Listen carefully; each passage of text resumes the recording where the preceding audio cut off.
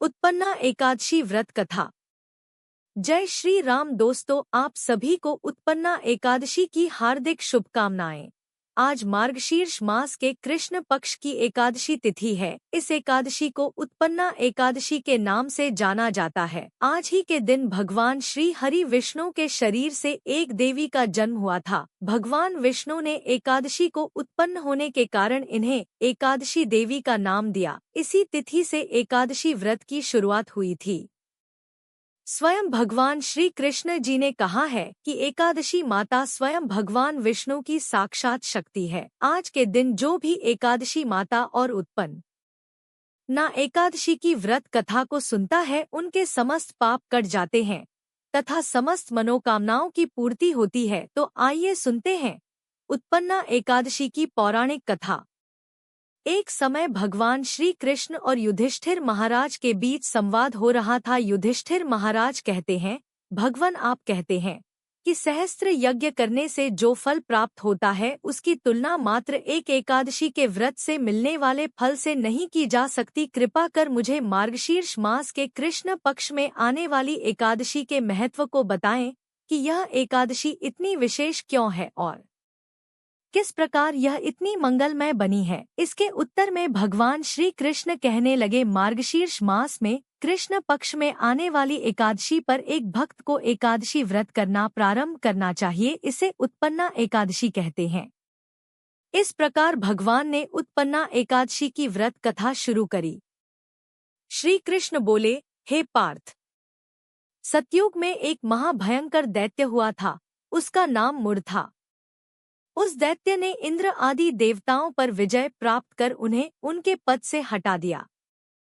तब इंद्र ने भगवान शंकर से प्रार्थना की, हे भोलेनाथ, हम सब देवता मुर दैत्य के अत्याचारों से दुखी होकर मृत्युलोक में अपना जीवन व्यतीत कर रहे हैं। राक्षसों के भय से हम बहुत दुख और कष्ट भोग रहे हैं। मैं स्वयं बहुत दुखी और भयभीत हूँ। अन्य देवताओं की तो बात ही क्या है। अतः कैलाशपति, कृपा कर आप मुर दैत्य के अत्याचार से बचने का उपाय बतलाइए। देवराज की प्रार्थना सुन शंकर जी ने कहा, हे देवेंद्र, आप भगवान श्रीहरि के पास जाइए। मधुकैटभ का संहार करने वाले भगवान विष्णु देवताओं को अवश्य ही इस भय से मुक्त करेंगे। महादेव जी के आदेशानुसार इंद्र तथा अन्य देवता क्षीर सागर गए, जहां पर भगवान श्रीहरि शेष शैया पर विराजमान थे। इंद्र सहित सभी देवताओं ने भगवान विष्णु के समक्ष उपस्थित होकर उनकी स्तुति की। हे तीनों लोकों के स्वामी, आप स्तुति करने योग्य हैं। हम सभी देवताओं का आपको कोटि कोटि प्रणाम है। हे दैत्यों के संहारक, हम आपकी शरण में हैं, आप हमारी रक्षा करें। हे त्रैलोकपति, हम सभी देवता दैत्यों के अत्याचारों से भयभीत होकर आपकी शरण में आए हैं। इस समय दैत्यों ने हमें स्वर्ग से निकाल दिया है और हम सभी देवता बड़ी ही दयनीय स्थिति में मृत्युलोक में विचरण कर रहे हैं। अब आप ही हमारे रक्षक हैं, रक्षा कीजिए। हे कैलाशपति, हे जगन्नाथ, हमारी रक्षा करें। देवताओं की करुण पुकार सुनकर भगवान श्रीहरि बाले, हे देवगणों, वह कौन सा दैत्य है जिसने देवताओं को जीत लिया है? आप सभी देवगण किसके भय से पृथ्वीलोक में भटक रहे हैं? क्या वह दैत्य इतना बलवान है जिसने इंद्र सहित सभी देवताओं को जीत लिया है? तुम निर्भय होकर मुझे सब हाल बताओ। भगवान विष्णु के इन स्नेहमयी वचनों को सुनकर देवेंद्र ने कहा, हे प्रभु, प्राचीन काल में ब्रह्मवंश में उत्पन्न नाड़ी जंगम नाम का एक असुर था, जिसका मुर नामक एक पुत्र है, जो चंद्रवती नामक नगरी में निवास करता है, जिसने अपने बल से मृत्युलोक और देवलोक को जीत लिया है और सब देवताओं को देवलोक से निकालकर अपने दैत्य कुल के असुरों को इंद्र, अग्नि, यम, वरुण, चंद्रमा आदि लोकपाल बना दिया है। वह स्वयं सूर्य बनकर पृथ्वी को तापता है और स्वयं मेघ बनकर जल की वर्षा करता है। अतः आप इस बलशाली भयानक असुर का संहार करके देवताओं की रक्षा करें। देवेंद्र के मुख से ऐसे वचन सुन भगवान विष्णु बोले, हे देवताओं, मैं आपके शत्रु का शीघ्र ही संहार करूँगा। आप सब इसी समय मेरे साथ चंद्रवती नगरी चलिए। देवताओं की पुकार पर भगवान विष्णु तुरंत ही उनके साथ चल दिए। उधर दैत्यराज मुर ने अपने तेज से जान लिया था कि श्री विष्णु युद्ध की इच्छा से उसकी राजधानी की तरफ आ रहे हैं, अतः अपने राक्षस योद्धाओं के साथ वह भी युद्ध भूमि में आकर गर्जने लगा। देखते ही देखते युद्ध शुरू हो गया। युद्ध शुरू होने पर अनगिनत असुर अनेक अस्त्रों शस्त्रों को धारण कर देवताओं से युद्ध करने लगे, किंतु देवता तो पहले ही डरे हुए थे। वह अधिक देर तक राक्षसों का सामना न कर सके और भाग खड़ हुए। तब भगवान विष्णु स्वयं युद्ध भूमि में आ गए। दैत्य पहले से भी ज्यादा जोश में भरकर भगवान विष्णु से युद्ध करने लगे। वे अपने अस्त्र शस्त्र से उन पर भयंकर प्रहार करने लगे। दैत्यों के आक्रमण वारों को श्री विष्णु अपने चक्र और गदा के प्रहारों से नष्ट करने लगे। इस युद्ध में अनेक दैत्य सदा के लिए मृत्यु की गोद में समा गए, किंतु दैत्यराज मुर भगवान विष्णु के साथ निश्चल भाव से युद्ध करता रहा। उसका तो जैसे अभी बाल भी बाका नहीं हुआ था। वह बिना डरे युद्ध कर रहा था। भगवान विष्णु मुर को मारने के लिए जिन जिन शस्त्रों का प्रयोग करते, वे सब उसके तेज से नष्ट होकर उस पर पुष्पों के समान गिरने लगते।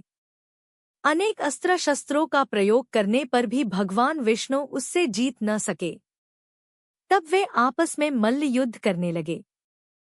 भगवान श्रीहरि उस असुर से देवताओं के लिए सहस्र वर्ष तक युद्ध करते रहे, किंतु उस असुर से न जीत सके। अंत में भगवान विष्णु शांत होकर विश्राम करने की इच्छा से बद्रिकाश्रम स्थित 38 कोस लंबी एक द्वार वाली हेमवती नाम की एक गुफा में प्रवेश कर गए। हे अर्जुन, उस गुफा में प्रभु ने शयन किया। भगवान विष्णु के पीछे पीछे वह दैत्य भी चला आया था। भगवान श्रीहरि को सोता देखकर वह उन्हें मारने को तैयार हो गया। वह सोच रहा था कि मैं आज अपने चिर शत्रु को मारकर हमेशा हमेशा के लिए निष्कंटक हो जाऊंगा, परंतु उसकी यह इच्छा पूर्ण न हो सकी, क्योंकि उसी समय भगवान विष्णु की देह से दिव्य वस्त्र धारण किए एक अत्यंत मोहिनी कन्या उत्पन्न हुई और राक्षस को ललकार कर उससे युद्ध करने लगी।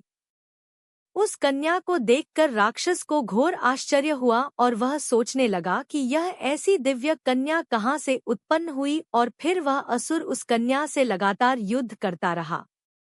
कुछ समय बीतने पर उस कन्या ने क्रोध में आकर उस दैत्य के अस्त्र शस्त्रों के टुकड़े टुकड़े कर दिए, उसका रथ तोड़ डाला। अब तो उस दैत्य को बड़ा ही क्रोध आया और वह सारी मर्यादाएं भंग करके उस कन्या से मल्ल युद्ध करने लगा। उस तेजस्वी कन्या ने उसको धक्का मारकर मूर्छित कर दिया और उसकी मूर्छा टूटने से पूर्व ही उसका सिर काटकर धड़ से अलग कर दिया। सिर काटते ही वह असुर पृथ्वी पर गिरकर मृत्यु को प्राप्त हुआ। बाकी बचे असुर अपने राजा का ऐसा दुखद अंत देखकर भयभीत होकर पाताल लोक में भाग गए। भगवान विष्णु जब निद्रा से जागे तो उस असुर को मरा देखकर उन्हें घोर आश्चर्य हुआ और वे सोचने लगे कि इस महाबली को किसने मारा है। तब वह तेजस्वी कन्या श्री हरि से हाथ जोड़कर बोली, है जगदीश्वर, यह असुर आपको मारने को उद्यत था, तब मैंने आपके शरीर से उत्पन्न होकर इस असुर का वध किया है। कन्या की बात सुन भगवान बोले, तुमने इस असुर को मारा है, अतः है कन्या, मैं तुमसे अत्यंत प्रसन्न हूँ। इसे मारकर तुमने तीनों लोकों के देवताओं के कष्ट को हरा है, इसलिए तुम अपनी इच्छानुसार वरदान मांग लो, मैं तुम्हारी प्रत्येक इच्छा को पूर्ण करूँगा। भगवान की बात सुन कन्या बोली, हे प्रभु, मुझे यह वरदान दीजिए कि जो भी मनुष्य या देव मेरा व्रत करे, उसके सभी पाप नष्ट हो जाएं और अंत में उसे स्वर्गलोक की प्राप्ति हो। मेरे व्रत का आधा फल रात्रि को मिले और उसका आधा फल एक समय भोजन करने वाले को मिले। जो श्रद्धालु भक्तिपूर्वक मेरे व्रत को करें, वे निश्चय ही वैकुंठलोक को प्राप्त करें। जो मनुष्य मेरे व्रत में दिन तथा रात्रि को एक बार भोजन करे, वह धन धान्य से भरपूर रहे। कृपा करके मुझे ऐसा वरदान दीजिए। भगवान श्रीहरि ने कहा, हे कन्या, ऐसा ही होगा। मेरे और तुम्हारे भक्त एक ही होंगे और अंत में संसार में प्रसिद्धि को प्राप्त होकर मेरे लोक को प्राप्त करेंगे। हे कल्याणी, तुम एकादशी को पैदा हुई हो, इसलिए तुम्हारा नाम भी एकादशी हुआ, और क्योंकि तुम मेरे अंश से उत्पन्न हुई हो, इसलिए संसार में तुम उत्पन्ना एकादशी के नाम से जानी जाओगी। तथा जो मनुष्य इस दिन व्रत करेंगे, उनके समस्त पाप समूल नष्ट हो जाएंगे। तुम मेरे लिए अब तीज, अष्टमी, नवमी और 14 से भी अधिक प्रिय हो। तुम्हारे व्रत का फल सब तीर्थों के फल से भी महान होगा। यह मेरा अकाट्य कथन है। इतना कहकर भगवान श्रीहरि उसी स्थान पर अंतर्धान हो गए। श्री कृष्ण ने कहा, हे पांडुपुत्र, एकादशी के व्रत का फल सभी व्रतों व सभी तीर्थों के फल से महान है। एकादशी व्रत करने वाले मनुष्यों के शत्रुओं का मैं जड़ से नाश कर देता हूँ और व्रत करने वाले को मोक्ष प्रदान करता हूँ। उन मनुष्यों के जीवन के जो भी कष्ट होते हैं, मैं उन्हें भी दूर कर देता हूँ। अर्थात मुझे अत्यंत प्रिय एकादशी के व्रत को करने वाला प्राणी सभी ओर से निर्भय और सुखी होकर अंत में मोक्ष को प्राप्त होता है। हे कुंती पुत्र, यह मैंने तुम्हें एकादशी की उत्पत्ति के विषय में बतलाया है। एकादशी व्रत सभी पापों को नष्ट करने वाला और सिद्धि प्रदान करने वाला है। श्रेष्ठ मनुष्यों को दोनों पक्षों की एकादशियों को समान समझना चाहिए। उनमें भेदभाव करना उचित नहीं है। जो मनुष्य एकादशी महात्म्य का श्रवण व पठन करेंगे, उन्हें अश्वमेध यज्ञ के समान फल प्राप्त होगा। यह मेरा अकाट्य वचन है। बोलिए श्री विष्णु भगवान की जय। अगर आपको ये वीडियो अच्छी लगी हो तो कमेंट में जय श्री राम जरूर लिखें और मेरे चैनल को सब्सक्राइब करें। वीडियो के अंत तक बने रहने के लिए धन्यवाद।